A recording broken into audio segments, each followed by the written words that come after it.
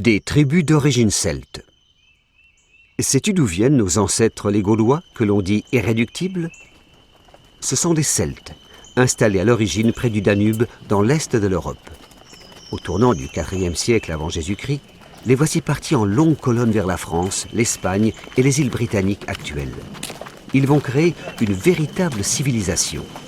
Près de 64 peuples ont été recensés en Europe, dont certains ont donné leur nom à des lieux.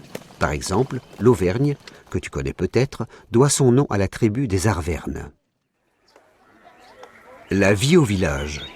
Les Gaulois ont une société très organisée. Les guerriers et les nobles font la guerre. Les druides s'occupent de religion. Les producteurs font vivre le village. La femme, quant à elle, gère la maison, confectionne les vêtements et prend part aux travaux des champs. Culture de céréales, lin et vignes. Élevage des poules, canards, oies, parfois des moutons. Tout comme aujourd'hui à la campagne. L'homme chasse. Tu as deviné quoi? Eh oui, le sanglier. Il travaille aussi à la forge du village. Les maîtres de la forge. Excellents forgerons, ils font des outils en cuivre ou en étain et des bijoux en or et en argent. Ils sont en plus des inventeurs. En agriculture, ils mettent au point une moissonneuse à roues dentelées, le soc pour retourner la terre, la faux pour couper le foin et le tonneau en bois cerclé de fer. Des objets que tu connais bien aujourd'hui viennent directement de leur civilisation. Le matelas en laine, le rasoir, le savon et bien entendu le pantalon que l'on appelle à cette époque des braies. L'art de bien commercer. Les Gaulois inventent aussi toutes sortes de chariots et de charrettes qui leur permettent de voyager et de commercer très loin de chez eux. On a retrouvé ainsi dans la tombe gauloise de Vix, Côte d'Or, des objets venant de Grèce.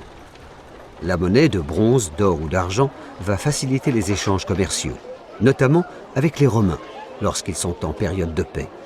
Les Gaulois vendent alors de la charcuterie et achètent du vin italien dont ils raffolent. À boire avec modération, même à cette époque-là. Les guerriers et leurs armes. Souviens-toi, dans la société gauloise, on a les artisans, les paysans et les éleveurs. Et puis, il y a les guerriers et les nobles qui sont formés à la guerre depuis l'enfance. Ils ont des chevaux, combattent en char, sont armés d'épées et de lances, protégés d'une cotte de mailles, d'un casque en bronze, d'un bouclier et de jambières. Pour les aider, ils font appel aux hommes du peuple qui combattent à pied. Ils sont quant à eux armés d'une simple hache et d'un casque en fer. Et voilà prêts pour la bataille. À l'attaque. Soudain, des rangs gaulois s'élève le son du carnix, cet étrange instrument de musique de 3 mètres de haut à tête de sanglier, et les chants de guerre des soldats qui en même temps agitent leurs armes pour faire peur à l'adversaire. Puis les chars, conduits par un écuyer, se lancent à l'attaque. À bord, le chef manie la lance et les hommes en descendent et vont se battre à pied. Les plus courageux combattent torse nu. Après la victoire, il faudra remercier le dieu Toutatis, protecteur de la tribu. La puissance des druides. Enfin, voici le groupe des druides, dont le rôle est très important dans la société gauloise, puisqu'ils sont les seuls à connaître l'écriture. Ce sont de véritables prêtres, mais ils sont aussi conseillers politiques, juges et ambassadeurs. D'ailleurs, on ne part pas à la guerre sans leur accord. En plus, ils sont aussi médecins. Pas vraiment comme celui qui te soigne, mais plutôt comme un mage qui utilise les plantes. Ainsi, avec le gui qu'ils cueillent traditionnellement avec une serpe en or, ils fabriquent une espèce de potion magique. La nature divinisée.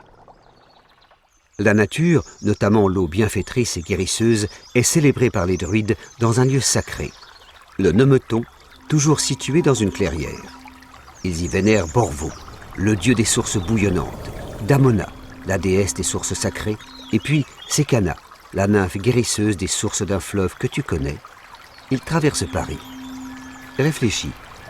Eh oui, c'est la Seine.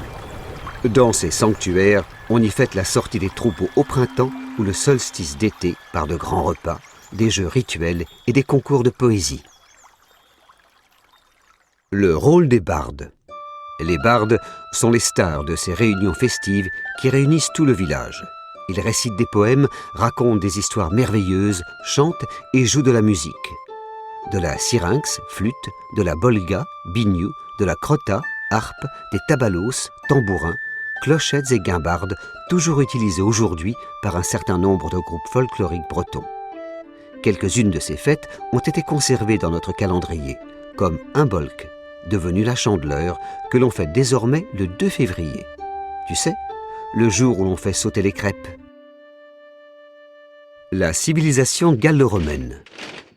Ainsi vivaient les Gaulois lorsqu'en l'an 58 avant Jésus-Christ, un général romain, nommé Jules César, attaque la Gaule, le nom que les Romains ont donné à notre pays. Il met 7 ans à conquérir le territoire, malgré la résistance héroïque du grand chef des Arvernes, Vercingétorix. Puis, il écrit un gros livre sur les Gaulois, grâce auquel on peut connaître la vie de nos ancêtres. Les révoltes contre les Romains se succèdent jusqu'en 70 après Jésus-Christ, date à laquelle toutes les tribus gauloises choisissent d'accepter les Romains, créant une nouvelle civilisation gallo-romaine.